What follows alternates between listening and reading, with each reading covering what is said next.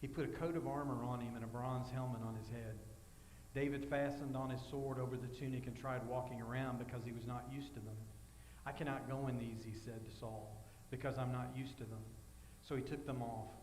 Then he took his staff in his hand, chose five smooth stones from the stream, put them in the pouch of his shepherd's bag, and with his sling in his hand approached the Philistine. Meanwhile, the Philistine, with his shield bearer in front of him, kept coming closer to David. He looked David over and saw that he was little more than a boy, glowing with health and handsome, and he despised him. He said to David, "Am I a dog that you come at me with sticks?" And the Philistine cursed David by his gods. "Come here," he said, "and I'll give your flesh to the birds and the animals and the wild animals." David said to the Philistine, "You come against me with spear and sword and javelin, but I come against you in the name of the Lord Almighty, the God of the armies of Israel, whom you have defied. This day the Lord will deliver you into my hands, and I will strike you down and cut off your head. This very day I will give you the carcasses of the Philistine armies to the birds and the wild animals, and the whole world will know that there is a God in Israel. All those gathered here will know that this is not by sword or spear that the Lord saves, for the battle is the Lord, and he will give all into the hands." As the Philistine moved closer to attack him, David ran quickly toward the battle line to meet him. Reaching into his bag, taking a stone, he slung it and struck the Philistine on the forehead. The stone sank into his forehead, and he fell face down on the ground. So David triumphed over the Philistine with a sling and a stone. Without a sword in his hand, he struck down the Philistine and killed him. This is the word of the Lord. Thanks be to God. Now, people, when they read this story, they get hung up on the giant. We do not know how big the giant was. And we do not know how big he was because there are three definitions of cubit and span. We're told that he was so many cubits and so many spans. All right. If you take the low end, 6'8", 6'9". If you take the high end, 9 feet. Either way, I don't think there's anybody in here 6'8". There's a couple close. You're 6'5". Howard, how tall are you? 6'7". All right. We're getting there. Now, in my world, as a normal-sized human being, I wouldn't say short. In my world, both of these gentlemen are close to being giants. Okay? Now, Saul, we're told, was a head higher than the other Israelite men. The archaeologists and people who study this tell us that most Israelite men around this time were 5'5", 5'6", which would have put Saul somewhere in the neighborhood of 6'2", 6'3". So he was a good-sized man in his own right. David, not so much. David was 5'5", 5'6", small. We're not exactly sure how old David was at this time, but he was young. What do we know about young men? They're foolish. They're 10 foot tall and bulletproof. Right? There is a reason that young men go off and fight wars and old men do not. Because old men know that they can die. Young men think other men will die. So David sees this. Now David has been anointed the king because Saul has refused to follow God's commands. But he is not king yet. He is still shepherd. He is a shepherd. And when we talk about a shepherd, understand what this means. I grew up on a farm. I didn't sleep with the cows. All right? I put the cows in the barn at night, and I went to the house. If you were a shepherd, where did you stay? You stayed with the sheep. So when David says, "I've killed the lion and I've killed the bear," he killed the lion and the bear because they were trying to get the sheep. And where was he? He was with the sheep. So David, this young shepherd boy, approaches the camp. He's bringing supplies for his brothers who are in the army. And he happens to come upon this Philistine who is offending God. He is challenging the Israelites. He's offending God, and David is angry. He says, why isn't somebody doing something about this? Why are you letting this Philistine say these things? And the reason is simple. They're scared. Which is not unreasonable. Okay? It's not unreasonable. However big Goliath was, he was the champion of the Philistines, which meant that he had killed many men in battle. Not just his physical size, but what he had done with his life. Saul even says, this man had been a warrior since his youth. So David says, I don't care. I'll go fight him. Now, the stakes could not be higher. If David loses, what happens to the Israelites? They become slaves of the Philistines. And yet David goes to Saul, the king, and he says, basically says, if you're not going to take care of this guy, I will. And what is Saul's response? Okay. Okay, have at it. We're told that Saul puts his armor on. Now, again, picture, Saul is 6'2", 6'3", David is 5'4", 5'5". He puts his armor on. What do you think the armor does for him? It just swallows him whole. David says, I can't do this. I can't go out in this. So he takes the armor off, and he carries what he's carried his whole life, a sling and a staff. As he goes out to meet Goliath, we've got this scene where the Philistine sees that it is a boy, and he is offended. He is offended. He said, what am I, a dog? Now, we in the West have a different view of dogs than they do over there. The worst insult to call someone in that part of the world is a dog. So the Philistine says to David, am I a dog that you come after me with a stick? And David said, yeah, basically. Yeah, pretty much. You know the story. And if you don't, here's what happens. David hits him in the forehead with a rock.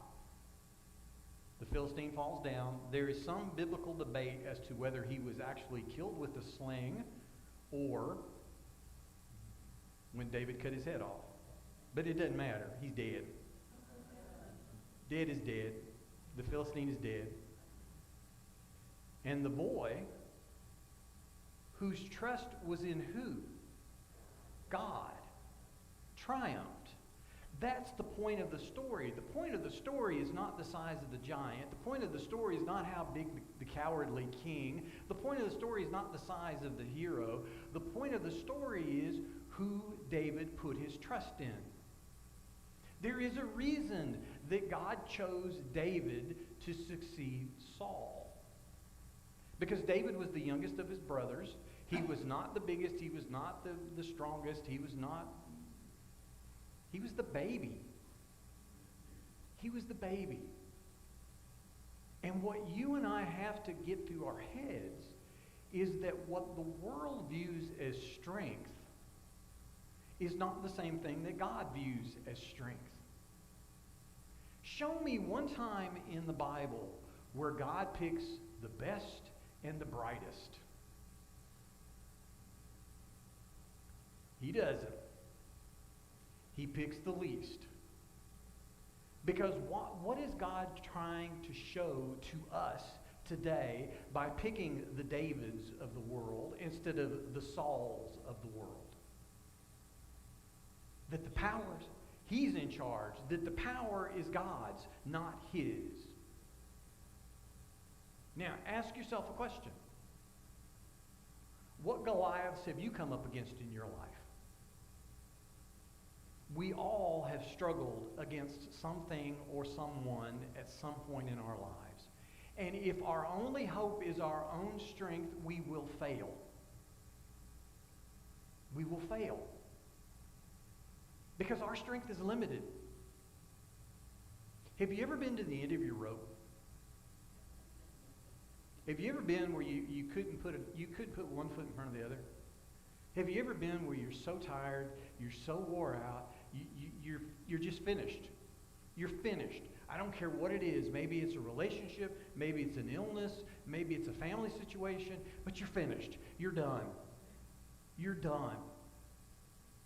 And the problem is we rely on our own strength, and our own strength fails us. It fails us. But we are able to overcome these giants that we face in our life, not through our power, but through the power of God. Through the power of God. And that's not saying that nobody wants to face these things. Okay? Nobody wants to face the giants. But what do we do when we get there? Daniel was not saved from the lion's den. Daniel was saved in the lion's den. I guarantee you that Daniel, before they threw him in the lion's den, was saying, "Please, Lord, don't let them throw me in there." Christ, in the Garden of Gethsemane, what was his prayer? Remove this cup from me, but not my will, but thy will. All through the Bible, we see people who rely on God and the strength of God. And yet we tend to discount that. One of the problems that we have, and it's a two-edged sword, we are raised to be self-sufficient, right? Which is not a bad thing. I'm not saying it's a bad thing. We are raised to be self-sufficient. But the problem is if we take that too far. If I can take care of all my problems, what do I need God for? If I can handle everything that the world throws at me, then what do I need God for? And there are a lot of people who feel that way. They feel like that they can handle anything. And in Western culture, how we handle it is through money. If I have enough money, I can handle anything. If I have enough money, I have bodyguards. I don't even have to talk to you people. I don't have to deal with this or that or one thing or another. If I have enough money, I can buy an island somewhere. If I have enough money, well, guess what? You still die. Father Time is undefeated, and we all make that journey one day. And it is an illusion that we are able to handle everything that comes our way. The story of David and Goliath is not about the giant. It is about David's reliance on God. Because it doesn't matter whether it was the Philistine or whether it was the bear or whether it was a lion. It doesn't matter. David handled it through the power of God, not through his own limited strength. And that's the attitude that you and I have to have. Because whether we like it or not, whether we want to admit it or not, we are all going to face things in this world that we would rather not face. And what we forget is that we are not facing it alone. Very often we act that way. We act like we're facing it alone, but we're not alone. God has always told us, I am there for you. I've always been there for you. I will always be there for you. At this point in David's life, David understood this. Now, sadly, we will see a time when David forgets this, just like Saul does. David will forget who his strength is. And that leads to his fall. But we don't have to forget. We do not have to forget. God is with us. I believe that in my heart of hearts. I believe it every day. And even when I do forget it, God is still there. Because God doesn't forsake us. God doesn't neglect us. God doesn't turn us over to our own devices. Thank God He doesn't turn us over to our own devices. question that we have to ask ourselves is, what do we do when we are faced with those things that there is no answer for? Do we trust or do we flail? Do we trust that God is God, or do we just keep struggling and struggling and struggling? There are those times in the Bible when God says to someone, just be quiet. Just be quiet. And know that I am God. Just be quiet. There are other times, I admit, when God says, this is what I want you to do, and this is how I need you to do it. We are called to be people of action, but we're also called to be people of waiting. How many of you like to wait?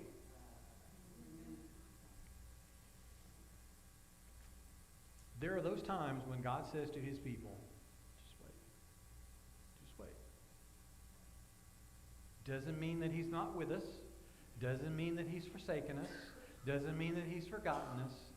It means that the time is not right. Just wait. Just wait. And trust that God is God. David uttered the truest words that have ever been uttered. He says, I will defeat you not by my strength, but by the strength of God. Not by my power, but by the power of God. Not by any weapons that I have, but by God.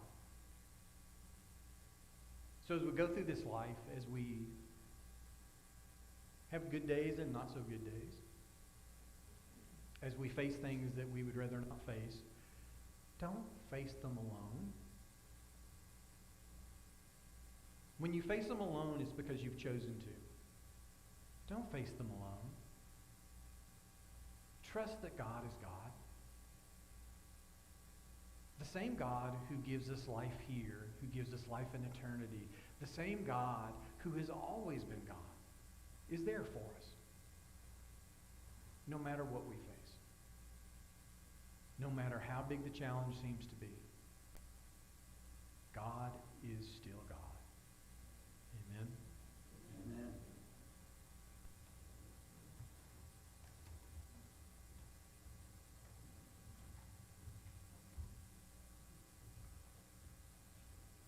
Would you stand as you're able as we sing, God Will Take Care of You?